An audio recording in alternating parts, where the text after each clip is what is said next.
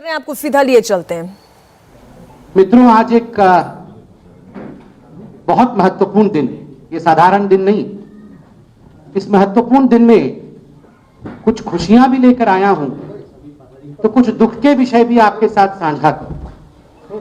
आज महत्वपूर्ण दिन इसलिए है और खुशी का विषय इसलिए है क्योंकि आज उत्तर प्रदेश जो भारतवर्ष का हृदय है, उत्तर प्रदेश जो भगवान श्री राम, भगवान श्री कृष्ण की जन्मस्थली है, आज उस प्रदेश का 73वां 73rd फाउंडेशन डे है, स्थापना दिवस है। तो स्वाभाविक है 25 करोड़ उत्तर प्रदेश के निवासी और 135 करोड़ हिंदुस्तान के निवासियों के लिए यह गर्व का विषय है। यह एक बहुत ही महत्वपूर्ण दिन है। याद करिए 73 साल पहले किस प्रकार से एक बहुत ही आकांक्षा के साथ, एक एस्पिरेशन के साथ इस प्रदेश की स्थापना की गई थी। मगर दुख के साथ मुझे कहना पड़ रहा है, अनेकों वर्षों तक जिस प्रकार की राजनीति ने उत्तर प्रदेश को घेर कर रखा, 2017 से पहले उत्तर प्रदेश की छवि भारतवर्ष में एक अलग तरीके से प्रस्तुत किया जाता था। और खुशी के साथ कहना चाहूंगा, 2017 के पश्चात भारत के प्रधानमंत्री नरेंद्र मोदी और नवनिर्वाचित मुख्यमंत्री योगी जी 2017 के पश्चात जिस प्रकार की राजनीति और विकास युक्त राजनीति उत्तर प्रदेश में रही, उत्तर प्रदेश आज गौरव का आभास करता है। आज उत्तर प्रदेश के 25 करोड़ जनता को मैं बधाई देता हूं कि आज उत्तर प्रदेश मोदी जी और योगी जी के डबल इंजन के सरकार के अंतर्गत एक सुरक्षित और समृद्ध प्रदेश है, एक सिक्योर प्रदेश है और एक एस्पिरेशनल स्टेट है। ईज ऑफ डूइंग बिजनेस में भी जिस प्रकार से 12वें स्थान से आज हम दूसरे स्थान पर आए हैं और आर्थिक परिस्थिति उत्तर प्रदेश की जिस प्रकार से बदली है और 6ठे स्थान से आज दूसरे स्थान पर आए हैं, यह भी अपने आप में उत्तर प्रदेश के लिए एक बधाई का विषय है। 50 से अधिक ऐसे केंद्र योजनाएं हैं जिनमें आज उत्तर प्रदेश एक अग्रणी राज्य के रूप में काम करती है। यह दिखाता है कि 73वां स्थापना दिवस उत्तर प्रदेश का it's a milestone as far as development of Uttar Pradesh is concern. विकास का एक महत्वपूर्ण पायदान वो छू चुका है। जैसे मैंने आपको कहा, आज कुछ खुशी की बातें भी हैं तो कुछ दुख के विषय भी। जहां पूरा उत्तर प्रदेश, जहां आदरणीय मोदी जी, जहां योगी जी आज समस्त उत्तर प्रदेश के निवासियों को, समस्त भारतवर्ष को उत्तर प्रदेश की स्थापना दिवस की बधाई दे रहे हैं, वहीं मैं दुख के साथ कहना चाहूंगा कि आज सुबह मैंने एक महत्वपूर्ण अखबार में पूर्व मुख्यमंत्री समाजवादी पार्टी के नेता अखिलेश यादव जी का इंटरव्यू पढ़ा और मुझे तकलीफ हुई इस बात से कि अखिलेश यादव जी ने इंटरव्यू में कहा है, साक्षात्कार में कहा है कि पाकिस्तान भारत का असली दुश्मन नहीं है।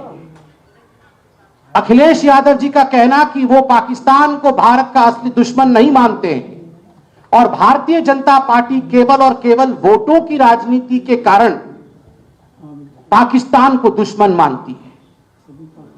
दुखद, चिंताजनक और शर्मनाक। तुरंत अखिलेश जी को अपने इस बयान पर पश्चाताप करना चाहिए, क्षमा याचना करनी चाहिए। मैं आज अखिलेश जी से लखनऊ में बैठकर चंद सवाल पूछना चाहता हूं। अखिलेश जी, क्या कश्मीर के बंधु हमारे भाई नहीं? जिन कश्मीर के बंधुओं के ऊपर रोज पाकिस्तान की गोली चलती है, गोलाबारी होती है और निहत्थे लोग, निर्दोष लोग पाकिस्तान द्वारा भेजे गए आतंकवादियों द्वारा मारे जाते हैं, क्या उनका जीवन जीवन नहीं? हर समय जिस प्रकार पाकिस्तान भारत के ऊपर षड्यंत्र के अंतर्गत आतंकवादी हमले करता है, क्या भारत का दुश्मन पाकिस्तान नहीं? आपका यह कहना कि भारत का असली दुश्मन पाकिस्तान नहीं है, यह तो भारतीय जनता पार्टी पाकिस्तान को दुश्मन बना रही है। मैं तो इतना कहना चाहूंगा और बिल्कुल स्पष्ट कहूंगा, चाहे अखिलेश जी बुरा माने, जिन्ना से जो करे प्यार वो पाकिस्तान से कैसे करे इनकार। जिन्ना से जो करे प्यार वो पाकिस्तान से कैसे करे इनकार। आपने देखा है जिन्ना जिन्ना जिन्ना जिन्ना का रट लगाते हुए इस चुनाव में अखिलेश यादव उतरे थे और आज जिन्ना से एक पायदान ऊपर पाकिस्तान तक वह पहुंच गए। मीडिया के बंधु, मैं आपसे हाथ जोड़कर एक निवेदन करता हूं, क्योंकि आप लोग हमसे सवाल पूछते हैं और पूछना भी चाहिए। आप चतुर्थ स्तंभ हैं। आप कहते हैं कि जब चुनाव होता है तो भारतीय जनता पार्टी पाकिस्तान को खींचकर लाती है। हम नहीं लाते, हम नहीं लाते हैं। आज सुबह का आप देख लीजिए संदेश, योगी आदित्यनाथ जी का क्या संदेश है। स्थापना दिवस के अवसर पर योगी आदित्यनाथ जी का एक ही संदेश है और वो संदेश विकास का है। किस प्रकार अर्थनीति आगे बढ़ी है उसका है। और आज स्थापना दिवस के अवसर पर एक ही संदेश अखिलेश यादव जी का है, जो अखबार की सुर्खियां बन के छपी है कि पाकिस्तान भारत का दुश्मन नहीं है। पाकिस्तान को लेकर कौन आया? पाकिस्तान को लेकर अखिलेश आया। जिन्ना को लेकर कौन आया? जिन्ना को लेकर अखिलेश आया। ये जो चुनाव हो रहा है तुष्टिकरण के पराकाष्ठा के कारण, द हाइट्स ऑफ अपीजमेंट, उसके कारण जिस प्रकार से अखिलेश यादव जिन्ना और पाकिस्तान के विषय में बात कर रहे हैं, मैं आज तमाम अखबारों में पढ़ रहा था, कहीं भी मैं समाजवादी पार्टी के उम्मीदवारों का लिस्ट नहीं देख रहा। क्या कारण है? मैं गाड़ी में आया तो वाहन चालक भाई ने मुझे बताया कि भैया यहां पर तो उम्मीदवारों की लिस्ट घोषित ना हो रही, अखिलेश भाई तो घोषित ही नहीं कर रहे। मैं बोला क्यों?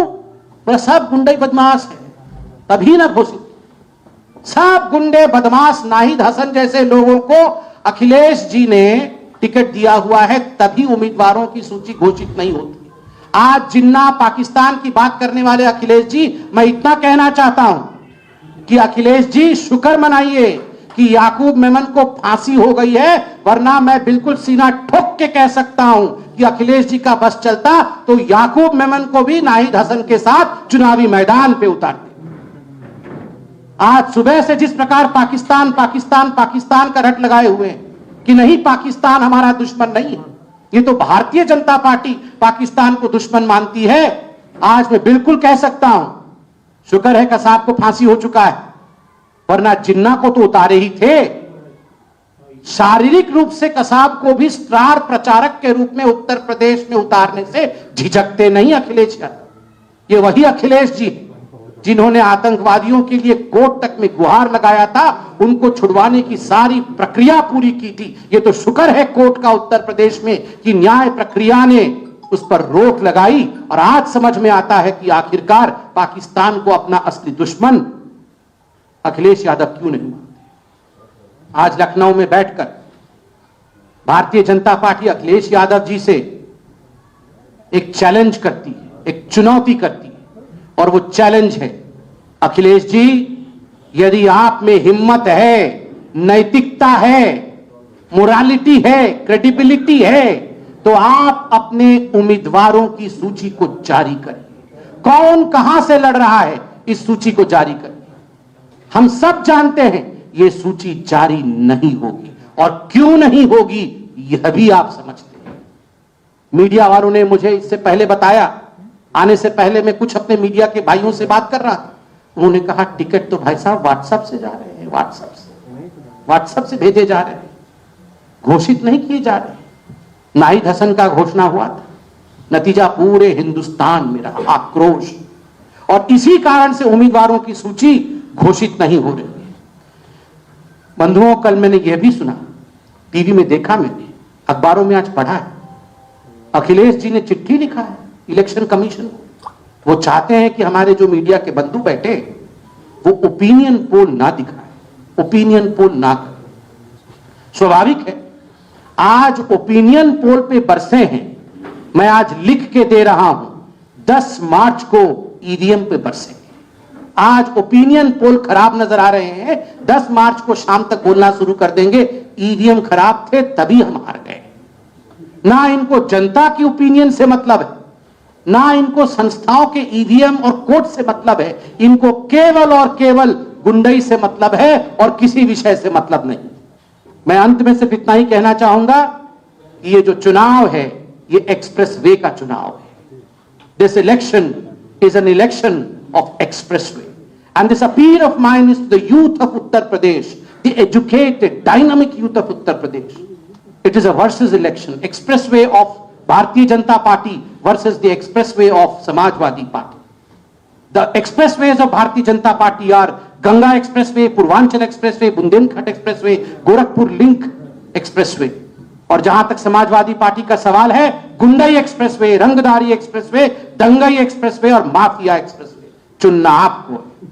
गंगा एक्सप्रेसवे और गुंडई एक्सप्रेसवे के बीच में चुनना आपको है। पूर्वांचल एक्सप्रेसवे और रंगदारी एक्सप्रेसवे के बीच में चुनना आपको है। बुंदेलखंड एक्सप्रेसवे और दंगाई एक्सप्रेसवे के बीच में चुनना आपको है। गोरखपुर लिंकवे और माफिया एक्सप्रेसवे के बीच में। और उत्तर प्रदेश की 25 करोड़ जनता बुद्धिमान है, ज्ञानवान है, विद्वान है। चुनेगी तो वो ज्ञान को ही, चुनेगी तो वो विकास को। बहुत बहुत धन्यवाद। कोई प्रश्न हो तो अवश्य पूछें।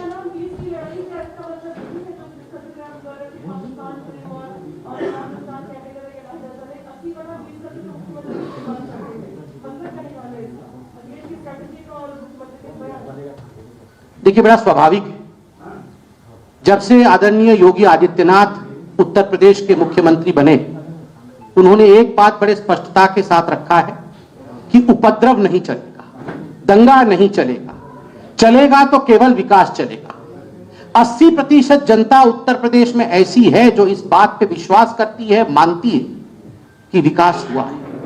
मगर कुछ लोग तो ऐसे भी हैं ना, जिनको प्रश्रय समाजवादी पार्टी का और बाकी कुछ छुटपुट पार्टियां जो हैं, जो ना 3 में है ना 13 में है, समझ जाइए किस पार्टी की बात कर रहा हूं, उनका प्रश्रय मिला हुआ है। वो हर क्षण ये कोशिश करते हैं, हर पल ये कोशिश करते हैं कि किस प्रकार से सौहार्द बिगड़े, किस प्रकार से अशांति फैले, किस प्रकार से यहां पर कानून की व्यवस्था बिगड़ जाए। किंतु आज मैं गर्व के साथ कह सकता हूं, योगी आदित्यनाथ जी ने उन सभी लोगों को बिना किसी भेदभाव के सबक सिखाया है। लगभग 2000 करोड़ रुपए की संपत्ति इन लोगों की जब्त हुई। इन लोगों को जेल के सलाखों के पीछे भेजा गया है।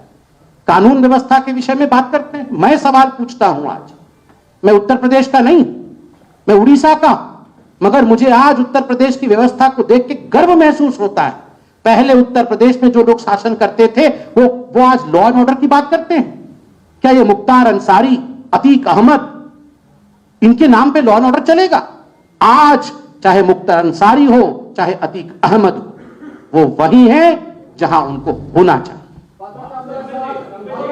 एक सवाल यह है कि माफिया विधायक मुख्तार अंसारी के परिवार ने कल बांदा में उनसे मुलाकात की और उनका कहना है कि उनकी जान को जेल में खतरा है और यूपी सरकार उनकी जेल के अंदर हत्या करवा सकती है। देखिए, यूपी सरकार एक संवैधानिक सरकार है, वो संविधान में विश्वास करती है। इस प्रकार के लांछन तो लगाए जाते हैं उन लोगों से जिनको पता है कि उनकी वास्तविकता क्या है। मगर जी जो डर का वातावरण है माफिया के अंदर, डॉन्स के अंदर, जो माफिया और डॉन पहले उत्तर प्रदेश को अपना बपौती मानते थे, कुछ मुझे लगता है ये डर कि अगर हम लोगों के ऊपर हमला करेंगे, आक्रमण करेंगे, ये डर ठीक है, किंतु ये लांछन ठीक नहीं। उत्तर प्रदेश की सरकार कानून व्यवस्था में विश्वास रखती है, सभी के जान का हिफाजत करती है। सबसे लेंगे।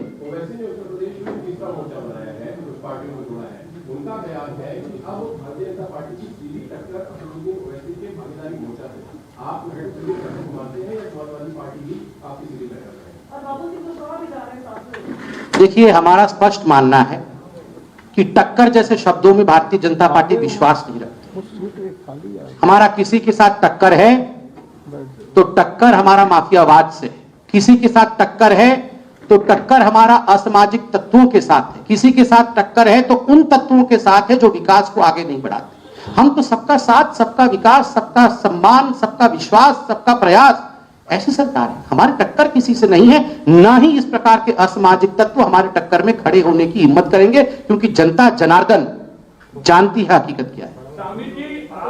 सर रवि जी आपसे भी सवाल लूंगा, सबसे सवाल लूंगा, वैसे मैं कहीं नहीं बात। मेरा सवाल ये है कि आपके पुराने जो अलायंस पार्टनर थे शिवसेना के अध्यक्ष ने जो आरोप लगाया है कि 25 साल हमने बर्बाद किया आपके साथ सहयोगी दल के तौर पर, आप हिंदुत्व नहीं है। मोबाइल नीचे।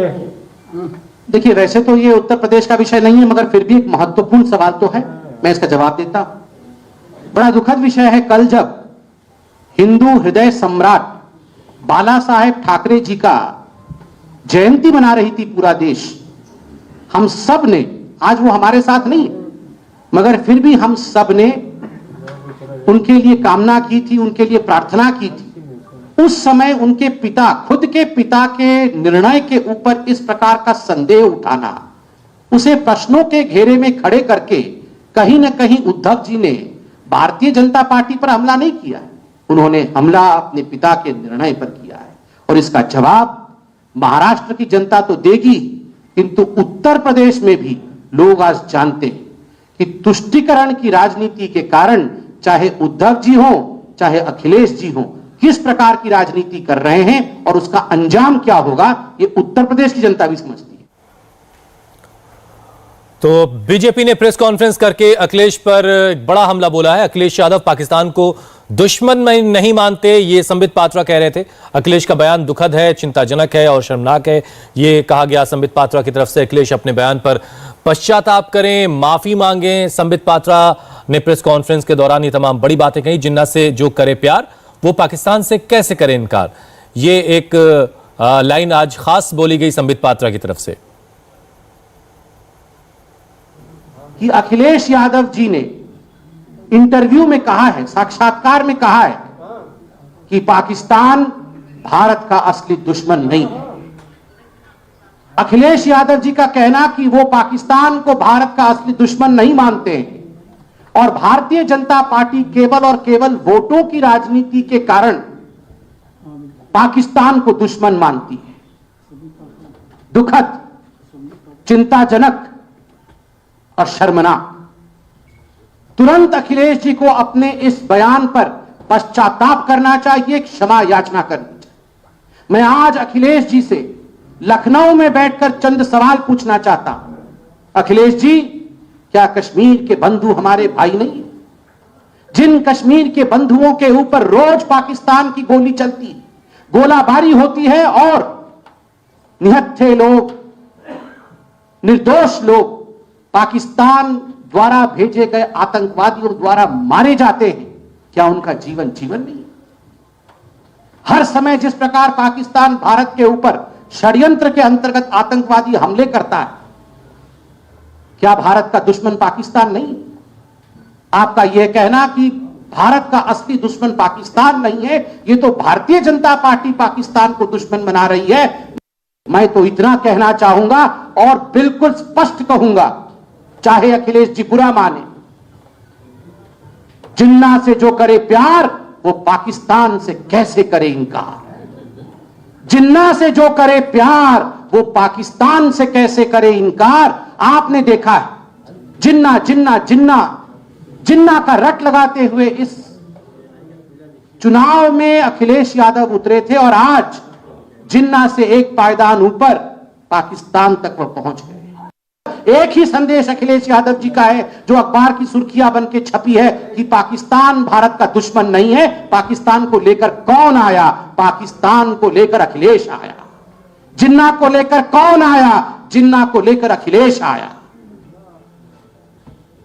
ये जो चुनाव हो रहा है तुष्टीकरण के पराकाष्ठा के कारण, द हाइट्स ऑफ अपीजमेंट, उसके कारण जिस प्रकार से अखिलेश यादव जिन्ना और पाकिस्तान के विषय में बात कर रहे हैं। इंडिया टीवी हर वक्त हर जगह डाउनलोड करने के लिए सर्च करें India TV news Google play store या ऐप स्टोर पर।